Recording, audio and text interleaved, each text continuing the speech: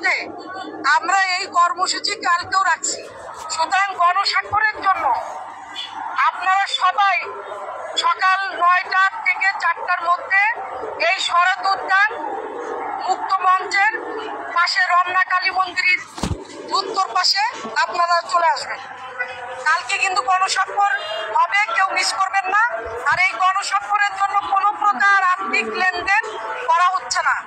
সুতরাং নির্ভয়ে আসবেন, নিজের স্বাক্ষর দিয়ে নিয়োগ নিশ্চিত করার জন্য ভূমিকা পালন করবেন। আমি আরেকটা বিষয় সকল নিয়োগ বঞ্চিত যারা আছে নিবন্ধনকারী, বিশেষ করে 1 থেকে 12তমদের জন্য একটা মেসেজ দিতে চাই। অনেকে ভুল ধারণার বশবর্তী হয়ে অনেক রকম অপপ্রচার চালাচ্ছেন। এখনো পর্যন্ত আপনাদের নিজেদের কি আছে সেই সম্পর্কে আপনাদের কোনো প্রকার ধারণা নেই। আমি এই সম্পর্কে আপনাদের পরিষ্কার একটা ধারণা দিই। সনদের মেয়াদ আজীবন যে কথাটা বলে আজকে আপনারা বারবার পোস্ট করছেন, বিরোধিতা করছেন, এটা বলছেন যে 1 থেকে 12তম পরিপত্র এবং 13 থেকে 17তম পরিপত্র ভিন্ন। আমি তাদের জন্য একটা একদম বর্তমানে কি আছে আমাদের সেইটাকে আপনাদেরকে জানাচ্ছি। আপনাদের যদি সেটা আপনাদের বোধগম্য হয় সেটা ভালো, যদি না হয় ভাই আমার এই ক্ষেত্রে কিছু করার নেই। আপনারা আইনি লোকের সাথে পরামর্শ করে আসবেন। আমাদের প্রথম 2005 থেকে যখন সনদ দেওয়া শুরু হয়েছিল পরীক্ষার মাধ্যমে, তখন সনদের মেয়াদ ছিল 3 বছর।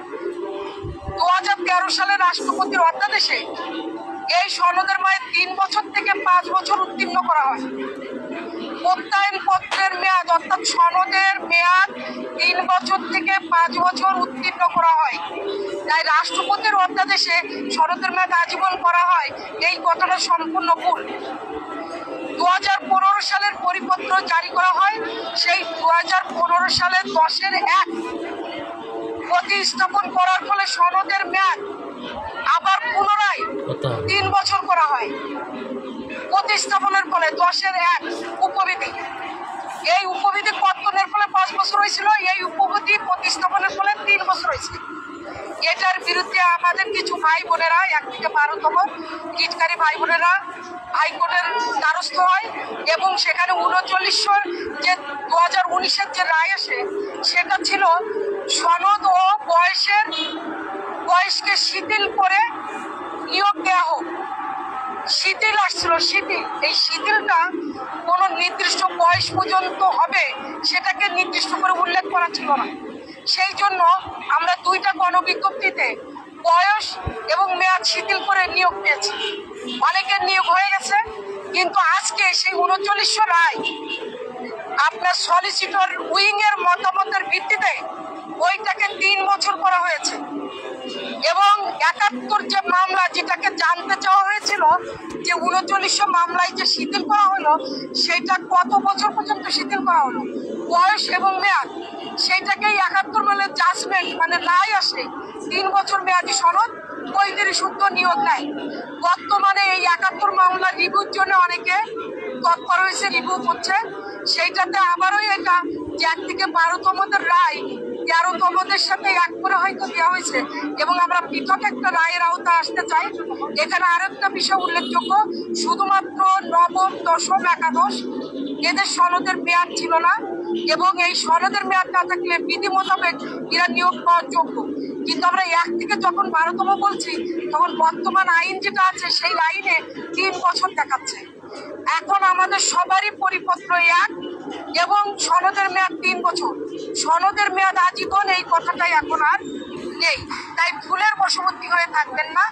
আমাদের নিয়োগ যাতে আমরা উপদেষ্টার বরাবর আবেদন করে এই বয়স শিথিল করে সনদের মেয়াদ শিথিল করে যাতে বিশেষ গণবিজ্ঞপ্তিতে আমাদের আবেদনের সুযোগ দেয় এবং আমাদের নিয়োগটা নিশ্চিত করে, তার জন্যই গণস্বাক্ষর। তাই গণস্বাক্ষর হোক, সঠিক তথ্য জানার চেষ্টা করুন। যদি আপনারা জানতে না পারেন উপযুক্ত আইনি লোকজনের সাথে কথা বলেন, সেটা যদি না থাকে আমাদের কাছে ডকুমেন্ট আছে, আপনারা আগামীকাল আসেন, আপনারা ডকুমেন্টালি দেখতে পাবেন যে সেখানে আইনে কি আছে। সবাইকে ধন্যবাদ। আগামীকাল গণস্বাক্ষর হবে এই একই স্থানে। সবাই গণস্বাক্ষরের সুযোগ নিয়ে গণস্বাক্ষর দিয়ে নিজের নিয়োগ নিশ্চিতকরণের ভূমিকা পালন করুন, এই অনুরোধ থাকলো। সবাই ভালো থাকুন, সুস্থ থাকুন। আর কেউ কথা বলবে?